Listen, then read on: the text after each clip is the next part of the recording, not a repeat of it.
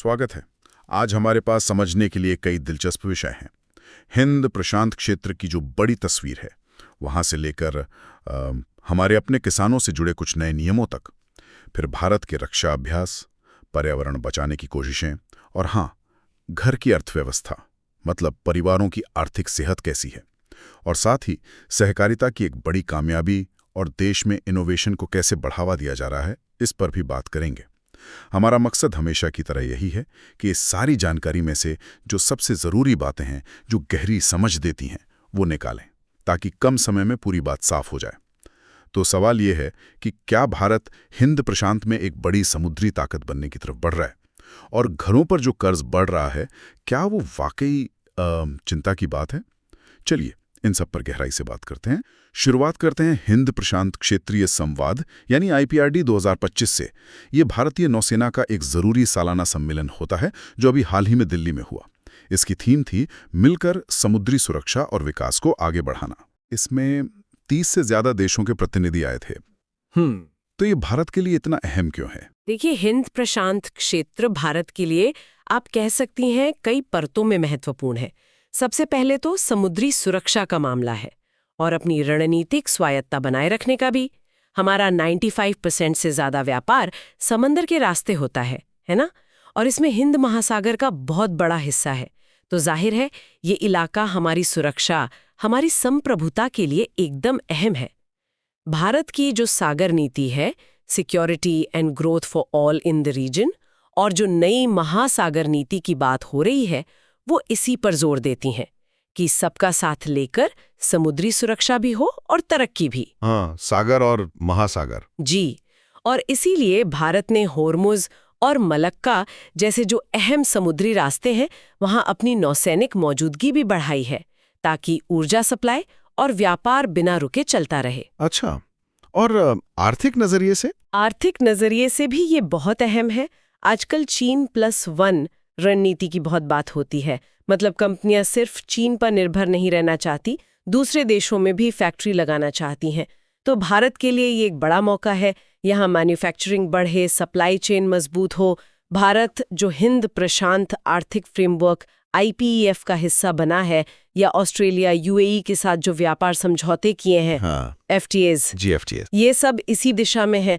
और वो जो भारत मध्य पूर्व यूरोप आर्थिक गलियारा IMEC है, वो भी तो इसी हिंद प्रशांत से होकर कनेक्टिविटी बढ़ाएगा। सही बात है। और कूटनीति के लिहाज से आपने ग्लोबल साउथ का जिक्र किया था। हाँ। बिल्कुल, भारत इस मंच का इस्तेमाल एक तरह से खुद को एक बड़ा जिम्मेदार लोकतंत्र और विकासशील देशों यानी ग्लोबल साउथ के एक लीडर के तौर पर पेश करने के लिए भी कर रहा है। जैसे भारत को 2025-27 के लिए हिंद महासागर रिम एसोसिएशन IORA की अध्यक्षता मिली है, या voice of global south summit जो हुई थी। ये सब कोशिशें हैं कि एक नियम आधारित समावेशी व्यवस्था बने। ये तो हुई भारत की कोशिशें और महत्वाकांक्षाएं, लेकिन जाहिर है इस रास्ते में मुश्किलें भी होंगी, खासकर जब इस इलाके में इतनी बड़ी ताकतों के बीच खींचतान चल रही है। मुश्किलें तो है और कम नहीं है। सबसे बड़ी चुनौती तो यही है, रणनीतिक उथल-पुथल। बड़ी शक्तियों के बीच जो मुकाबला है वो तेज हो रहा है, और इसका असर छोटे देशों पर भी पड़ता है। जैसे हमने हाल में देखा, थाईलैंड कैम्बोडिया के बीच तनाव, या फिलीपींस और चीन के बीच जो घटनाएं हुई। इसके अलावा ड्रग कार्टेल हैं, आतंकवादी गुट है, ये गैर सरकारी खतरे भी हैं। और नई तरह की चुनौतियां भी तो हैं, जैसे समुद्री डकैती, साइबर हमले। बिल्कुल, ये गैर पारंपरिक सुरक्षा खतरे भी बढ़ रहे हैं। फिर एक और बड़ी चुनौती है संसाधनों की। मतलब अमेरिका या चीन के मुकाबले देखें तो भारत के पास नौसैनिक क्षमता या लॉजिस्टिक्स के संसाधन सीमित हैं। लॉजिस्टिक्स की बात करें तो वर्ल्ड बैंक का जो 2023 का इंडेक्स था, लॉजिस्टिक्स परफॉर्मेंस इंडेक्स, उसमें भारत 38 नंबर पर था।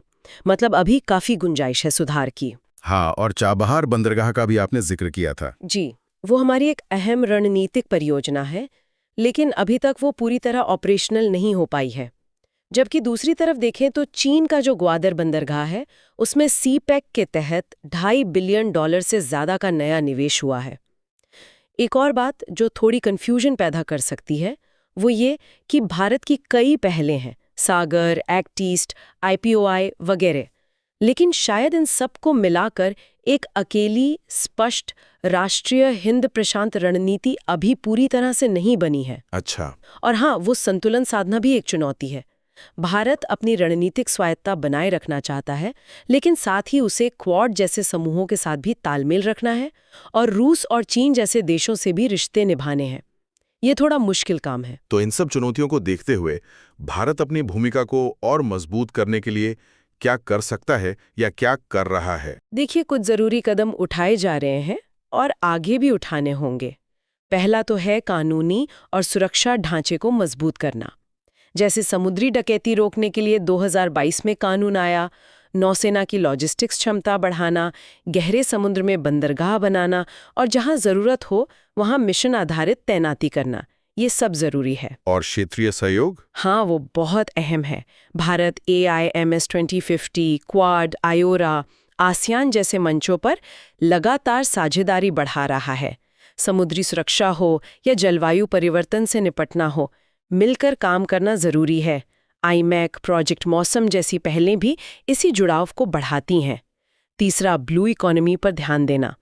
मतलब समुद्र से जुड़े जो आर्थिक अवसर हैं, मछली पालन, समुद्री ऊर्जा, टूरिज्म, उन्हें पर्यावरण का ध्यान रखते हुए कैसे विकसित किया जाए। सस्टेनेबल तरीके से, है ना? जी बिल्कुल, सस्टेनेबल तरीके से।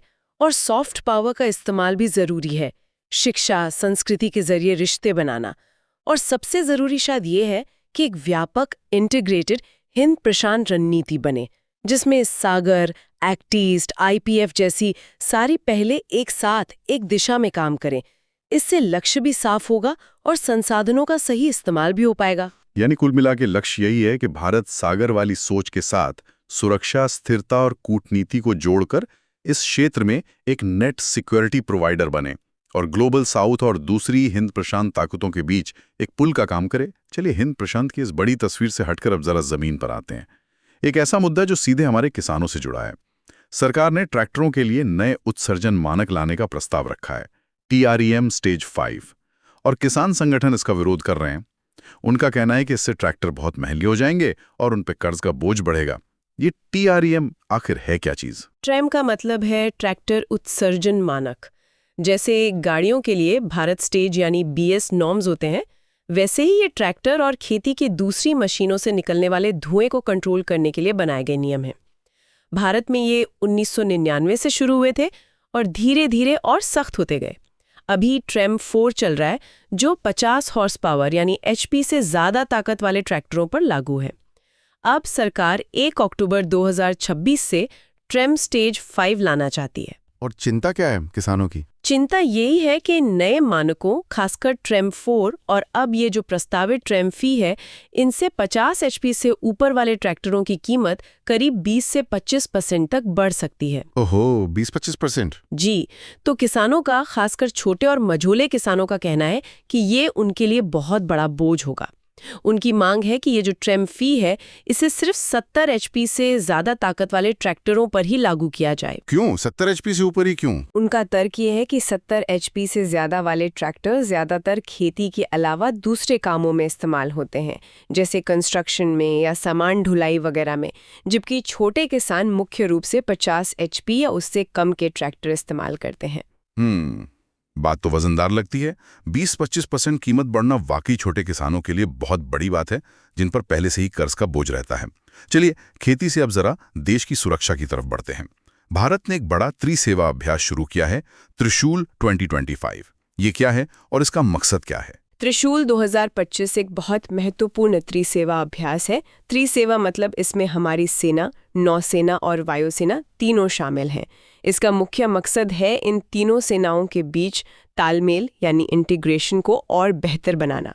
ये अभ्यास काफ़ी बड़े इलाके में हो रहा है, राजस्थान, गुजरात के रेगिस्तानी और सर क्रीक इलाके से लेकर उत्तरी अरब सागर तक, यानी ज़मीन, हवा और समंदर तीनों मोर्चों पर एकीकृत ऑपरेशन की तैयारी। और इसमें सिर्फ तीनों सेनाएं ही हैं या और भी कोई शामिल है? अच्छी बात यह है कि इसमें सिर्फ सेनाएं ही नहीं, बल्कि कोस्ट गार्ड, सीमा सुरक्षा बल, BSF और दूसरी एजेंसियां भी सहयोग कर रहे हैं।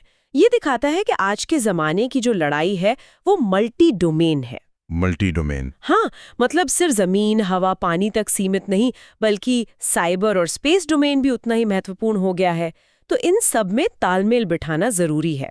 इस अभ्यास में जॉइंट इंटेलिजेंस, निगरानी और जासूसी, जिसे ISR कहते हैं, इलेक्ट्रॉनिक वॉरफेयर EW और साइबर वॉरफेयर की योजनाओं को परखा जाएगा, प्रक्रियाओं को मान्य किया जाएगा। और एक और खास बात यह है कि इसमें आत्मनिर्भर भारत के तहत देश में बने हथियारों और सिस्टम्स का असरदार तरीके से कैसे इस्तेमाल हो, इस पर भी जोर दिया जाएगा। अच्छा, यानी स्वदेशी तकनीक पर भी फोकस है। जी बिल्कुल। सुरक्षा की बात हो रही है तो पर्यावरण की सुरक्षा भी उतनी ही अहम है। हाल ही में 3 नवंबर को अंतर्राष्ट्रीय बायोस्फीयर रिजर्व दिवस मनाया गया। ये बायोस्फीयर रिजर्व आखिर होते क्या हैं? जरा आसान शब्दों में समझाएंगे? जरूर। बायोस्फीयर रिजर्व्स, जिन्हें हम शॉर्ट में BRs कह सकते हैं, ये कुछ खास इलाके होते हैं। इन्हें मुख्य रूप से 2 मकसदों के लिए चुना जाता है। एक तो वहाँ की जैव विविधता, यानी पेड़ पौधे, जीव जंतु, उनकी अलग अलग किस्मों को बचाना। और दूसरा मकसद है वहाँ रहने वाले जो इंसान हैं, उनका सतत विकास, मतलब उनकी तरक्की भी हो, लेकिन पर्यावरण को नुकसान पहुंचाए बिना। यानी एक तरह का संतुलन। हाँ बिल्कुल, आप इन्हें सतत विकास के लिए सीखने की जगह कह सकती हैं। यहाँ कोशिश ये होती है कि इंसान और प्रकृति एक साथ रहें, एक दूसरे का सहयोग करते हुए। इसमें वैज्ञानिक रिसर्च भी होती है, संरक्षण के काम भी होते हैं और स्थानीय लोगों की भागीदारी भी होती है। ये जमीन पर भी हो सकते हैं, जैसे नीलगिरी बायोस्फीयर रिजर्व, समुद्र में भी हो सकते हैं, जैसे मन्नार की खाड़ी, या तटीय इलाकों में भी, जैसे सुंदरबन। दुनिया भर में करीब 26 करोड़ लोग इन रिजर्व्स में रहते हैं। अच्छा, और भारत में कितने हैं ऐसे रिजर्व? भारत में फिलहाल 18 नोटिफाइड बायोस्फीयर रिजर्व्स है, और ये यूनेस्को का जो man and biosphere MAB programme है, उसी के तहत काम करते हैं। तो भारत सरकार इन्हें बढ़ावा देने के लिए क्या कर रही है? कोई खास योजना है? हाँ, भारत सरकार का जो पर्यावरण, वन और जलवायु परिवर्तन मंत्रालय है, उसकी एक केंद्र प्रायोजित योजना है, प्राकृतिक संसाधनों और पारिस्थितिकी तंत्र का संरक्षण, जिसे CNRE कहते हैं। इसके तहत बायोस्फीयर रिजर्व के लिए एक अलग सब स्कीम है। इसमें केंद्र और राज्य मिलकर पैसा लगाते हैं। ज्यादातर मामलों में 60-40 का अनुपात होता है, लेकिन पूर्वोत्तर और हिमालय राज्यों के लिए केंद्र 90% हिस्सा देता है। और इसमें फोकस किस पे रहता है? इसमें खास ध्यान स्थानीय समुदायों पर दिया जाता है। उन्हें रोजगार के दूसरे साधन मुहैया कराना, इको डेवलपमेंट के काम करना, ताकि उनकी जंगल पर निर्भरता कम हो, खासकर जो बफर और ट्रांजिशन जोन होते हैं वहाँ।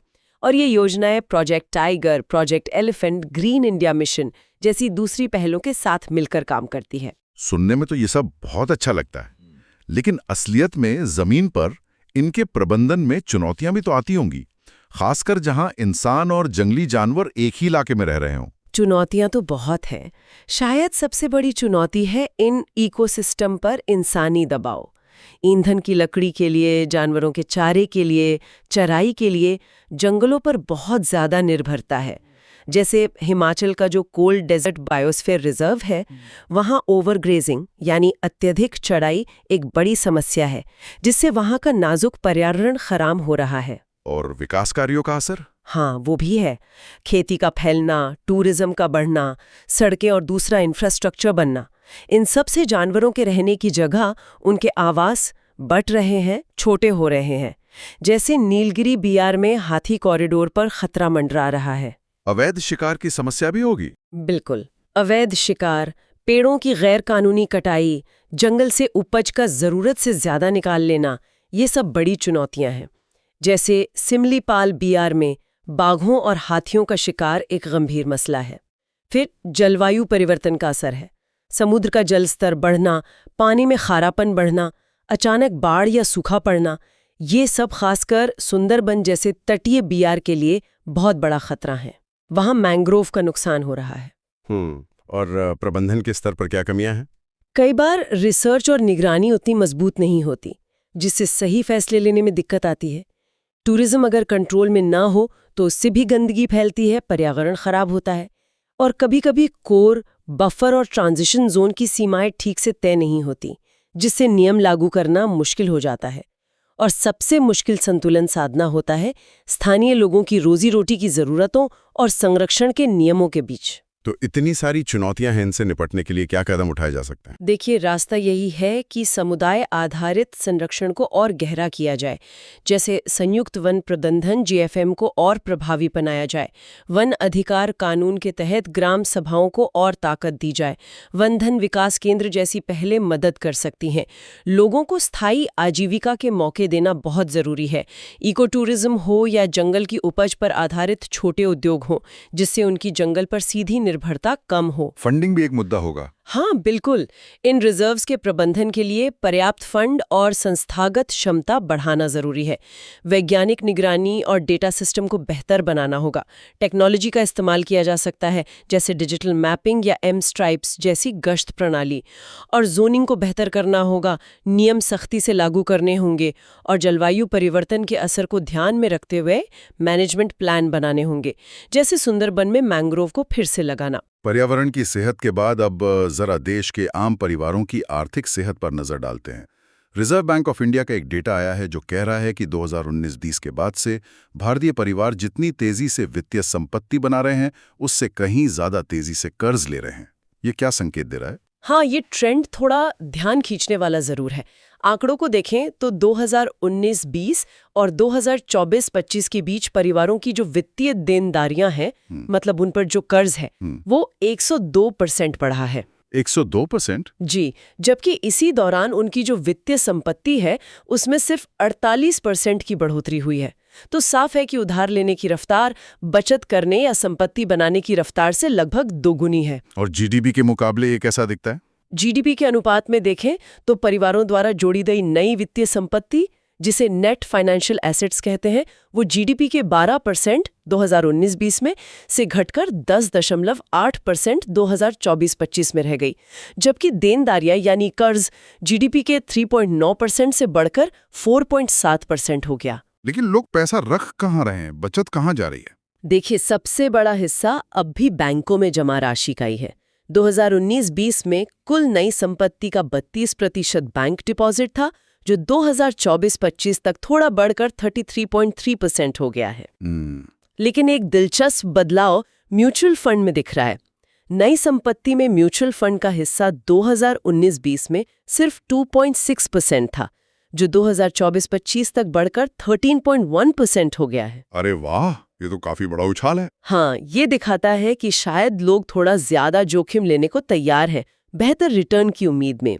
और शायद वित्तीय साक्षरता भी बढ़ रही है, लोगों को निवेश के दूसरे विकल्पों के बारे में पता चल रहा है। एक और ट्रेंड है कि लोग अब नकदी कम रख रहे हैं। नई संपत्ति में करेंसी का हिस्सा 11.7% से घटकर 5.9% रह गया है। ये शायद डिजिटल लेन देन बढ़ने और लोग पैसे को निवेश में लगाने की तरफ बढ़ रहे हैं, इसका संकेत है। लेकिन ये जो मूल बात है कि कर्ज संपत्ति से ज्यादा तेजी से बढ़ रहा है, इसका असल जिंदगी में अर्थव्यवस्था पर, परिवारों पर क्या असर पड़ सकता है? इसके कई तरह के प्रभाव हो सकते हैं। अर्थव्यवस्था के स्तर पर देखें तो जब लोग ज्यादा कर्ज लेते हैं तो शुरू में खर्च बढ़ता है, जिससे लगता है कि ग्रोथ हो रही है। लेकिन लंबे समय में, यानी 3-5 साल बाद, ये ग्रोथ को धीमा कर सकता है। IMF की एक स्टडी बताती है कि घरेलू कर्ज और जीडीपी के अनुपात में अगर 5% की बढ़ोतरी होती है तो 3 साल बाद वास्तविक जीडीपी ग्रोथ में 1.25% की कमी आ सकती है। अगर लोग कर्ज लेकर सिर्फ उपभोग कर रहे हैं तो वो लंबी अवधि के लिए धन नहीं बना पाएंगे। और वित्तीय क्षेत्र पर, बैंकों पर इसका क्या असर होता है? SBI की एक रिपोर्ट कहती है कि भारत में घरेलू कर्ज अभी जीडीपी का करीब 42% है, जो दूसरे उभरते बाजारों के औसत 49.1% से कम है। और ज्यादातर लोन प्राइम या उससे बेहतर रेटेड हैं, मतलब क्रेडिट रिस्क अभी सीमित लगता है। लेकिन अगर असुरक्षित कर्ज जैसे पर्सनल लोन या क्रेडिट कार्ड का उधार बहुत तेजी से बढ़ता है तो वो चिंता का विषय बन सकता है। IMF का ये भी कहना है कि घरेलू कर्ज जीडीपी अनुपात में 1% की बढ़ोतरी भविष्य में बैंकिंग संकट की संभावना को करीब 1% बढ़ा देती है। और सीधा परिवारों पर क्या असर पड़ता है? RBI की फाइनेंशियल स्टेबिलिटी रिपोर्ट FSR 2024 भी यही इशारा करती है कि अगर संपत्ति कम हो रही है और कर्ज बढ़ रहा है तो इसका मतलब है कि लोग संपत्ति बनाने के बजाय शायद रोजमर्रा के खर्चों के लिए ज्यादा उधार ले रहे हैं। खासकर कम आय वाले परिवारों के लिए ये मुश्किल खड़ी कर सकता है। अगर उनकी ज्यादातर कमाई कर्ज चुकाने में ही चली जाएगी तो वो खर्च क्या करेंगे, निवेश क्या करेंगे? इससे इकोनॉमी का जो मल्टीप्लायर इफेक्ट होता है वो कम हो जाता है। हाँ, और अगर आर्थिक मंदी आती है या ब्याज दरें बढ़ती हैं तब तो ये और खतरनाक हो सकता है। बिल्कुल। ज्यादा कर्ज वाले परिवार ऐसे झटकों के प्रति ज्यादा संवेदनशील होते हैं। मंदी में वो खर्च में तेजी से कटौती कर सकते हैं, जिससे पूरी अर्थव्यवस्था में अस्थिरता बढ़ सकती है। और अगर लोन डिफॉल्ट बढ़ते हैं तो बैंकों की हालत खराब हो सकती है, एनपीए बढ़ सकते हैं। तो ये जो परिवारों के लिए संपत्ति बनाना मुश्किल हो रहा है, इसके पीछे क्या कारण है? क्यों लोग ज्यादा कर्ज ले रहे हैं? कई कारण हैं। एक तो है कम और अनियमित आय, खासकर हमारे देश में जहां 80-85% लोग असंगठित क्षेत्र में काम करते हैं, उनकी कमाई स्थिर नहीं होती। दूसरा, जीवन यापन की लागत बढ़ रही है, महंगाई, खाने पीने, रहने, शिक्षा, स्वास्थ्य सब महंगा हो रहा है, तो बचत की गुंजाइश कम हो जाती है। फिर जैसा हमने कहा, उपभोग के लिए कर्ज पर निर्भरता बढ़ रही है। शायद थोड़ी वित्तीय साक्षरता की भी कमी है। लोगों को बचत और निवेश के सही तरीकों या कर्ज के जोखिमों के बारे में पूरी जानकारी नहीं होती। और कुछ व्यवहार संबंधी कारण भी हो सकते हैं। महत्वाकांक्षी खर्च हाँ, वो भी एक फैक्टर हो सकता है। Aspirational spending. और गांव और शहरों के बीच भी काफी असमानता है आय और खर्च के पैटर्न में। तो इस स्थिति को सुधारने के लिए, यानी परिवारों को संपत्ति बनाने में मदद करने और कर्ज के जोखिम को कम करने के लिए क्या किया जा सकता है? देखिए, कई स्तरों पर काम करने की जरूरत है। पहला, वित्तीय साक्षरता का विस्तार। एनसीएफई, आरबीआई, सेबी जैसी संस्थाएं काम कर रही हैं, लेकिन इसे और व्यापक बनाना होगा। लोगों को बजट बनाना, बचत करना, सही जगह निवेश करना सिखाना होगा। दूसरा, असंगठित क्षेत्र के श्रमिकों के लिए सामाजिक सुरक्षा को मजबूत करना, जैसे पीएमएसवाईएम या पीएम स्वनिधि जैसी योजनाएं हैं। इन्हें और बेहतर बनाना होगा ताकि उन्हें मुश्किल वक्त में कर्ज ना लेना पड़े। बचत को बढ़ावा देने के लिए, हाँ, लंबी अवधि के बचत साधनों को बढ़ावा देना जरूरी है, जैसे sovereign gold bond SGB, tax बचाने वाली म्यूचुअल फंड स्कीमें ELSS, systematic investment plan SIPs.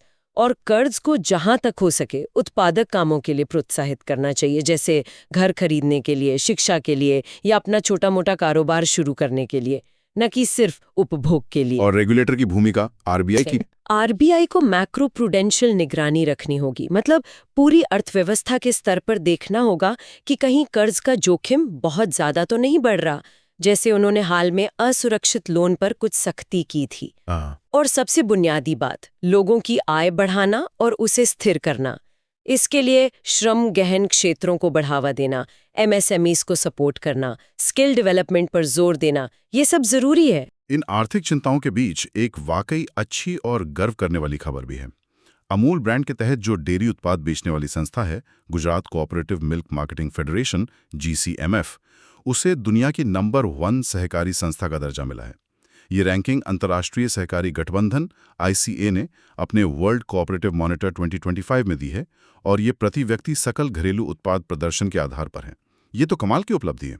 बिल्कुल, ये बहुत बड़ी उपलब्धि है और भारत के सहकारिता आंदोलन की ताकत को दर्शाती है। अमूल की सफलता का जो मॉडल है वो त्रिस्तरीय सहकारी संरचना पर आधारित है। इसमें गांव के स्तर पर 18,600 डेयरी सहकारी समितियां हैं जो सीधे 36 लाख दूध उत्पादकों से जुड़ी हैं। ये मॉडल किसानों को सशक्त बनाता है। और ये ICA क्या है? ICA यानी अंतर्राष्ट्रीय सहकारी गठबंधन, ये ब्रुसेल्स में स्थित एक वैश्विक संस्था है जो दुनिया भर के सहकारी समितियों का प्रतिनिधित्व करती है। और ये वर्ल्ड कोऑपरेटिव मॉनिटर रिपोर्ट वो हर साल एरिक्से के सहयोग से जारी करती है। शुरू हो गया था और 2011 में 97वें संवैधानिक संशोधन के जरिए सहकारी समितियों को संवैधानिक दर्जा भी दिया गया। अनुच्छेद 19(1)(c) में संघ बनाने की स्वतंत्रता में से जोड़ा गया अनुच्छेद 43B में राज्य की नीति निदेशक तत्व में शामिल किया गया और एक नया भाग IXB भी जोड़ा गया। फिर 2002 का multi state cooperative societies act, जिसमें 2023 में संशोधन भी हुआ, और 2021 में अलग से सहकारिता मंत्रालय का गठन, ये सब महत्वपूर्ण कदम हैं। और आज भारत में कितनी सहकारी समितियां हैं? आज देश में करीब 8,42,000 सहकारी समितियां हैं और उनसे करीब 29 करोड़ सदस्य जुड़े हैं। ये बहुत बड़ी संख्या है। सरकार की नई राष्ट्रीय सहयोग नीति 2025 का लक्ष्य है कि 2 लाख नई बहुउद्देश्य प्राथमिक कृषि ऋण समितियां एमपैक्स बनाए जाएं और dairy infrastructure development fund DIDF जैसी योजनाओं का लाभ उठाया जाए। और संयुक्त राष्ट्र ने भी 2025 को सहकारिता वर्ष घोषित किया है। जी हाँ, संयुक्त राष्ट्र महासभा ने 2025 को अंतर्राष्ट्रीय सहकारिता वर्ष नामित किया है और इसकी थीम है सहकारिता एक बेहतर दुनिया का निर्माण करती है। तो अमूल की ये सफलता इस थीम के साथ एकदम फिट बैठती है। बिल्कुल। और अब आखिर में भविष्य की ओर देखते हुए नवाचार यानी इनोवेशन की बात करते हैं। प्रधानमंत्री ने हाल ही में नई दिल्ली में एक कॉन्क्लेव EST 2025 का उद्घाटन किया और एक नई योजना RDI योजना भी शुरू की। ये क्या है? RDI योजना का मतलब है अनुसंधान, विकास और नवाचार योजना। ये विज्ञान और प्रौद्योगिकी विभाग DST की एक बहुत महत्वाकांक्षी पहल है। इसके तहत 1 लाख करोड़ रुपए का एक कोष बनाया गया है। 1 लाख करोड़ रुपए? इसका मकसद क्या है? इसका मुख्य मकसद है रिसर्च, डेवलपमेंट और इनोवेशन में प्राइवेट सेक्टर की भागीदारी को जोरदार तरीके से बढ़ाना। अभी भारत में R&D पर जो कुल खर्च होता है उसमें सरकारी हिस्सा ज्यादा है, प्राइवेट सेक्टर का कम। इस स्थिति को बदलने की कोशिश है। ये फंड निजी क्षेत्र की कंपनियों, स्टार्टअप्स वगैरह को R&D और इनोवेशन से जुड़े प्रोजेक्ट्स के लिए कम ब्याज दर पर या शून्य ब्याज दर पर लंबी अवधि का लोन या रीफाइनेंसिंग की सुविधा देगा। किस तरह के प्रोजेक्ट्स को प्राथमिकता दी जाएगी? लक्ष्य है कि जो सनराइज सेक्टर हैं, यानी भविष्य के उभरते हुए क्षेत्र जैसे AI, quantum computing, green hydrogen, semiconductor, उनमें रिसर्च को बढ़ावा मिले। जो रणनीतिक रूप से महत्वपूर्ण उद्योग है उन्हें समर्थन मिले। ऐसी परियोजनाओं को फंड किया जाएगा जो टेक्नोलॉजी रेडीनेस लेवल TRLs में काफी आगे हों, यानी जो लैब से निकलकर बाजार के करीब हों। देश के लिए जरूरी टेक्नोलॉजी हासिल करने में मदद की जाएगी और हाईटेक स्टार्टअप्स को बढ़ावा देने के लिए एक deep tech fund of funds भी बनाया जाएगा। और इसके संचालन कौन करेगा? इसके संचालन के लिए एक त्रिस्तरीय व्यवस्था है। सबसे ऊपर है अनुसंधान, राष्ट्रीय अनुसंधान फाउंडेशन ANRF, जिसके बोर्ड की अध्यक्षता प्रधानमंत्री करेंगे। फिर एक सचिवों का अधिकार प्राप्त समूह EGOS है, जिसका नेतृत्व कैबिनेट सचिव करेंगे, और नोडल विभाग DST रहेगा। और STIC 2025 क्या था? STIC 2025 यानी emerging science, technology and innovation conclave. ये भारत का एक प्रमुख विज्ञान, प्रौद्योगिकी और नवाचार STI मंच है। इसे DST और भारत सरकार के प्रधान वैज्ञानिक सलाहकार PSA के कार्यालय ने मिलकर आयोजित किया था। इसका विजन विकसित भारत 2047 से प्रेरित है। मकसद था भारत में विज्ञान और टेक्नोलॉजी के क्षेत्र में जो नई प्रगति हो रही है उसे दिखाना, भविष्य के नेताओं को जोड़ना और इंडस्ट्री, एकेडेमिया, सरकार के बीच सहयोग को बढ़ावा देना। इसमें 11 प्रमुख थीम वाले क्षेत्रों पर फोकस था, जैसे advanced materials, AI, biomanufacturing, blue economy, digital communication, electronics और सेमीकंडक्टर, ऊर्जा, स्वास्थ्य, क्वांटम साइंस और स्पेस टेक्नोलॉजी। तो आज हमने कई सारे अहम मुद्दों पर विस्तार से बात की। हिंद प्रशांत की बड़ी भू राजनीति से लेकर ट्रैक्टर के नियमों जैसे जमीनी मुद्दे तक, रक्षा अभ्यास से लेकर पर्यावरण संरक्षण के बायोस्फीयर रिजर्व्स तक, फिर घरेलू अर्थव्यवस्था में बढ़ते कर्ज की चिंता से लेकर अमूल जैसी सहकारी संस्था की शानदार कामयाबी तक, और आखिर में देश में इनोवेशन को पंख देने वाली RDI योजना और ESTIC जैसे मंच। ये सब दिखाता है कि कैसे अलग अलग चीजें आपस में जुड़ी हुई हैं। जैसे देश की आर्थिक सेहत का असर उसकी सुरक्षा क्षमताओं पर पड़ता है, और इनोवेशन से ही भविष्य की तरक्की को रफ्तार मिलती है। हाँ, बिल्कुल। और आज की इस पूरी बातचीत से एक विचार, एक सवाल मन में आता है। एक तरफ भारत की हिंद प्रशांत में इतनी महत्वाकांक्षाएं हैं, RDI जैसी योजनाओं से वो इनोवेशन पर इतना जोर दे रहा है। दूसरी तरफ देश के अंदर घरेलू कर्ज जैसी चुनौतियां हैं, पर्यावरण पर दबाव है, जैसा हमने बायोस्फीयर रिजर्व के संदर्भ में देखा। तो ऐसे में अमूल जैसे सहकारी मॉडल की जो सफलता है वो हमें क्या सिखा सकती है? क्या ये मॉडल एक रास्ता दिखा सकता है कि कैसे बड़े राष्ट्रीय